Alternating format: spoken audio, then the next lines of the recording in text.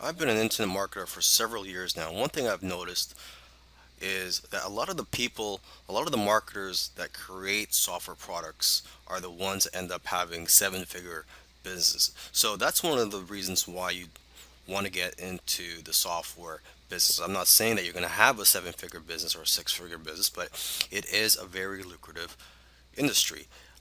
Software products, they have a higher perceived value than all other forms of digital products such as ebooks, video courses, audiobooks, etc. And another advantage to getting into the software business is the barrier to entry. There's not much competition out there. If you create a software product that's, you're not going to have much competition with that compared to other forms of products. For example, if you write a how-to book on a certain topic, you're going to have lots of competition for that book. There's going to be lots of other people that's going to write something on similar topic. Okay. Now, this course will cover the following topics. It's going to cover how to come up with ideas for your software product, how to come up with the features to include in your software product, how to find software programmers to create your software product, and how to manage your project. Coming up with ideas for your software. So before you create a software product, you need to know what it's going to bring to the table. You need to know what problems it's going to solve, because that's what what software tools do, is that they solve problems or potential problems. Okay, so first let's start with ourselves. Okay, do you have a problem in your business or personal life that can be solved with a software tool? Because let's face it, if you have a problem, I'm pretty sure there's going to be other people out there with similar problems as you.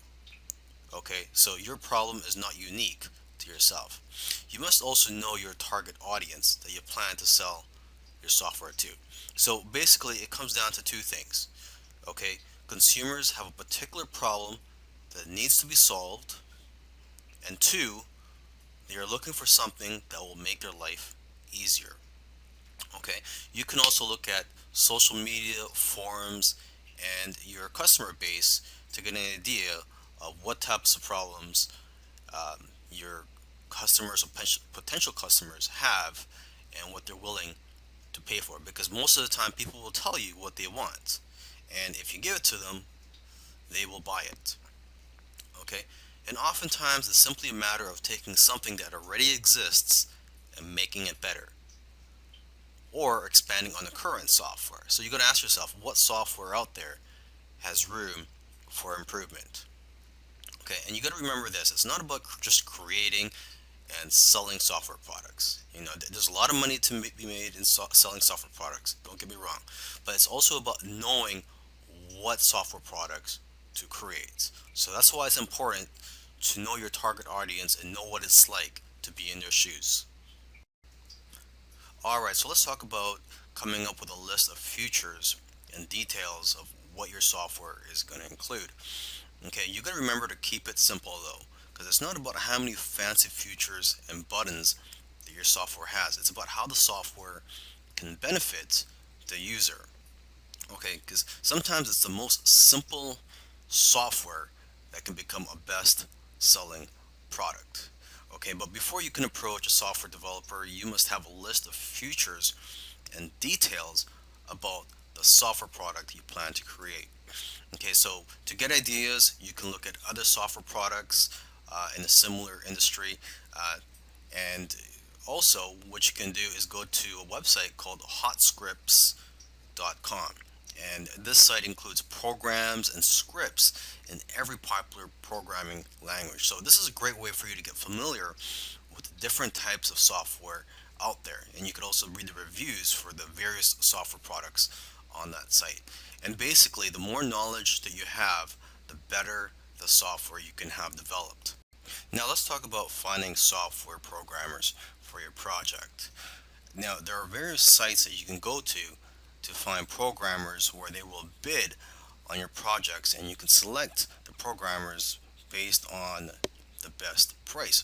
But remember, you have to also make sure to select programmers based on their skills, and how well you feel comfortable working with them. Okay, so I've listed a few sites, the most popular sites where you can find programmers. There's rentacoder.com, elance.com, scriptlance.com, and guru.com.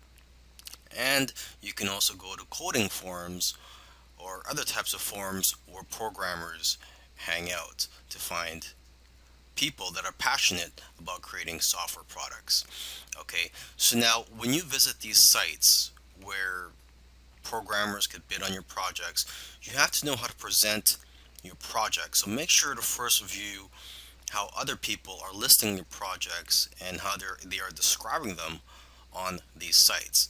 Okay, and you have to also be very careful. You don't want to give out too much information about your project because you don't want people stealing your ideas. So when you first post a project, the information that you should reveal at first is what is needed for the programmer to know if your software product is something that they are qualified to work on. When you're working with your programmer, you have to be very clear on what you want and be specific with the details. So you have to make sure you've done your research already before you hire someone to start working on your project. Okay, and you should also find out how long after they finish creating your software will they be able to fix any bugs. So in my opinion, it should be at least 6 months after they've completed the software, where they could still fix anything that's wrong with your software. Another thing you want to do when you're creating a software product is not to just outsource everything to the programmer and then just be hands off. I mean, you really have to get involved and get your hands dirty if you really want this to be a successful software product.